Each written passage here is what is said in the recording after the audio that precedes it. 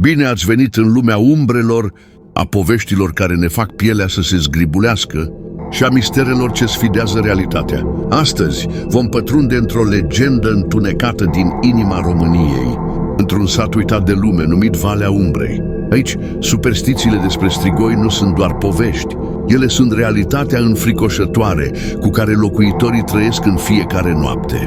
Valea Umbrei era un sat mic, ascuns între dealuri împădurite.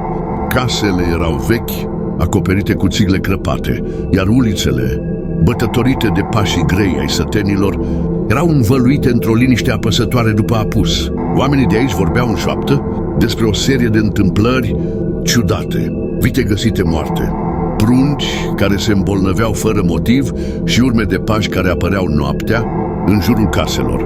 Legenda spunea că odată la 7 ani, un strigoi se ridică din cimitir pentru a-și tulbura rudele și pe cei care l-au uitat. Iar în acel an, semnele deja începuseră să apară. Familia lui Ilie, un bărbat trecut de 50 de ani, era printre cele mai afectate. În urmă cu 7 ani, fratele său mai mic, Andrei, murise în împrejurări misterioase. Deși fusese înmormântat cu toate ritualurile tradiționale, sătenii șușoteau că sufletul său nu își găsise liniștea. Într-o noapte rece, fiica lui Ilie, Maria, s-a trezit brusc din somn, tremurând. Spunea că a visat cum un bărbat cu ochii roșii o privea din marginea patului și îi șoptea: "Nu m-ați lăsat să plec. Am venit să iau ce mi-aparține." Dimineața, când Ilie a ieșit afară, a găsit urme de pași în noroiul din curte. Erau urme goale, parcă făcute de picioarele unui om desculț. Dar cine ar fi putut fi afară la acea oră? Speriat, Ilie a cerut ajutorul preotului satului și al bătrânilor, care cunoșteau vechile ritualuri de alungare a strigoilor. Într-o noapte cu luna plină, s-au adunat cu toții la mormântul lui Andrei. Au săpat până au dat de sicriu. Când au deschis capacul, groază li s-a întipărit pe chipuri. Corpul lui Andrei nu se descompusese, iar gura îi era pătată cu sânge uscat. Cu mâinile tremurând, preotul a început să rostească rugăciuni, iar sătenii au încercat să-i străpungă inima cu un țăruș de lemn. Dar în acel moment, o rafală puternică de vânt a stins toate lumânările, iar o voce joasă și sinistră a răsunat: "Nu vă atingeți de mine!" Pământul s-a cutremurat ușor, iar oamenii au fugit îngroziți, lăsând ritualul neterminat.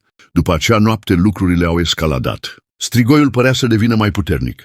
Maria a fost găsită într-o dimineață, stând pe marginea patului, cu privirea pierdută și șoptind în continuu: "El vine! El vine!"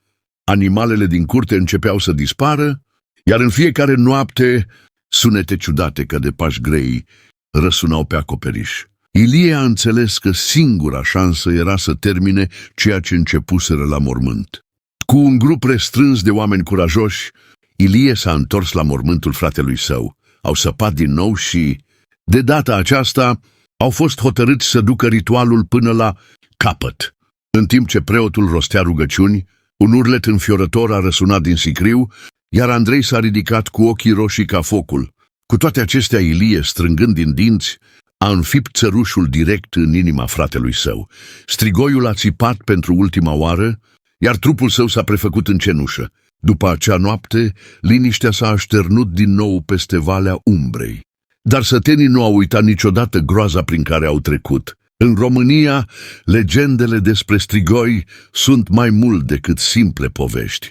Ele sunt avertismente despre ce se întâmplă când morții nu își găsesc pacea. Acum, dragi ascultători, închideți ochii și întrebați-vă: oare mormintele din cimitirul vostru ascund doar trupuri fără viață sau ceva mai mult?